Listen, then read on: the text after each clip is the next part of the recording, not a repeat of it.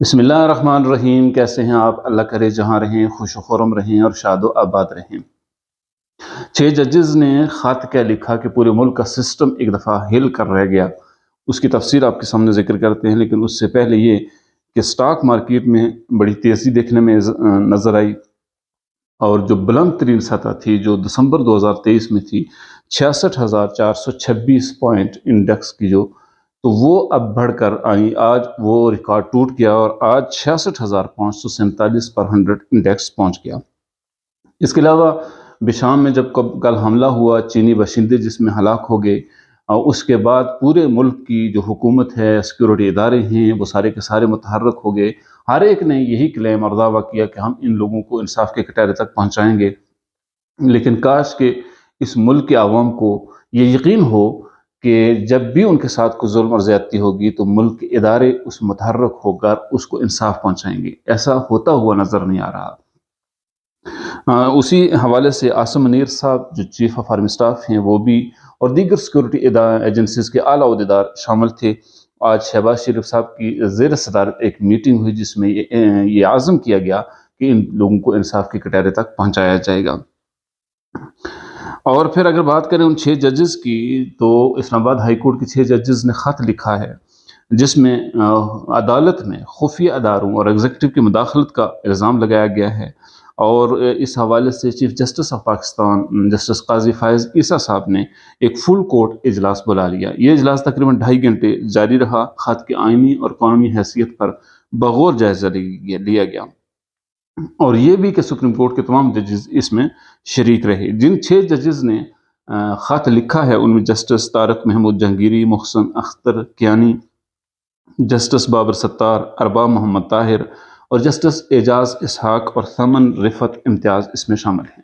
اب سوال یہ پیدا ہوتا ہے کہ ان ججز نے جو خط لکھا ہے اس میں ٹیرین وائٹ کا کیس جو ہے اس کو ذکر کیا گیا ہے، کہ جس میں کہا گیا کہ ایک جج نے اس کے قابل سماعت ہونے کی بات کی اور دوسرے 2 ججز نے اس کے ناقابل سماعت ہونے کا فیصلہ دیا تھا، لیکن اس کے بعد عدلیہ یعنی مختلف اداروں کی طرف سے، ایگزیکٹو کی طرف سے اور خفیہ ایجنسیوں کی طرف سے ان پر دباؤ بڑھایا گیا، اور اس طرح بہت سی ویڈیوز اور آڈیوز کی ریکارڈنگ کی یہاں بات ہوئی، ٹارچر کرنے کی بات کی گئی ہے۔ بہرحال جب شوکت عزیز صدیقی صاحب کا کیس ہوا اور انہوں نے ببونگِ دہل یہ اقرار کیا اور پورے ایک ٹریل بتائی کہ کس طرح اس وقت کے ڈی جی سی فیض حمید اس میں مداخلت کرتے تھے، بینچ بنواتے تھے اور اپنی مرضی کے فیصلے لینے کی بات کرتے تھے، تو اس وقت P T I Shaukat Aziz Siddiqui صاحب کے خلاف تھی اور خفیہ اداروں کے حق میں کھڑی تھی۔ آج جب کہ 6 ججز نے خط لکھے ہیں جس میں انہوں نے وہ ٹریل نہیں بتائی کہ کس طرح مداخلت کی گئی ہے، کس خفیہ ایجنسی نے مداخلت کی، خفیہ ایجنسی کے کس آفیسر نے ان کو کہا یا فیصلہ تبدیل کرنے کی بات کی، اس طرح کی کوئی اس میں خط میں بات نہیں کی گئی ہے۔ تو آج پی ٹی آئی 6 ججز کے ساتھ کھڑی ہے اور سیکیورٹی اداروں کے خلاف کھڑی ہے۔ اسی طرح اس وقت نون لیگ شوکت عزیز صدیقی صاحب کے ساتھ کھڑی تھی اور خفیہ ایجنسیوں کی اس مداخلت کے خلاف بات کر رہی تھی۔ اس سے آپ یعنی ملک کے اندر موجود سیاسی جماعتوں کی سیاسی اپروچ کا آپ اندازہ کریں، یعنی کوئی بھی سیاسی جماعت یہ نہیں کہہ رہی کہ سیاسی جو ایجنسیوں کی مداخلت ہے عدلیہ کے اندر وہ درست نہیں ہے، وہ غلط ہے۔ وہ دیکھتے ہیں کہ فائدہ کس میں ہے۔ اگر پی ٹی آئی کو فائدہ شوکت عزیز صدیقی کی مخالفت میں تھا تو وہ انہوں نے شوکت عزیز صدیقی کی مخالفت کی۔ نون لیگ کو فائدہ 6 ججز کی خط کے اوپر معاملے میں 6 ججز کی مخالفت میں ہے تو نون لیگ 6 ججز کی خط کے خلاف کھڑی ہوگی۔ سو یہ اس بات کی عکاسی کرتا ہے کہ سیاسی جماعتوں کے اندر نہ تو کوئی ویژن ہے اور نہ ہی عوام کی فلاح و بہبود کا کوئی مقصد ان کے ذہن میں ہے، بلکہ ان کا مقصد اپنے اقتدار کا حصول ہے۔ اس اقتدار کے حصول میں شوکت عزیز صدیقی کی مخالفت بھی ہو سکتی ہے اور سیکیورٹی اداروں کی حمایت بھی ہو سکتی ہے۔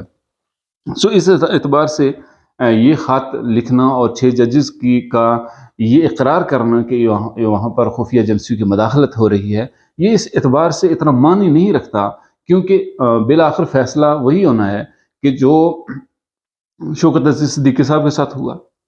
اور بہت سے لوگوں کا یہ بھی کہنا ہے کہ 6 ججز جنہوں نے یہ خط لکھا ہے، یہ فیض حمید اور عمران خان صاحب کا یہ جو گینگ ہے، اس کا یہ آخری کارڈ ہے، یہ آخری کارڈ کھیل رہے ہیں، گویا کہ 6 ججز کو یہ لوگ استعمال کر رہے ہیں۔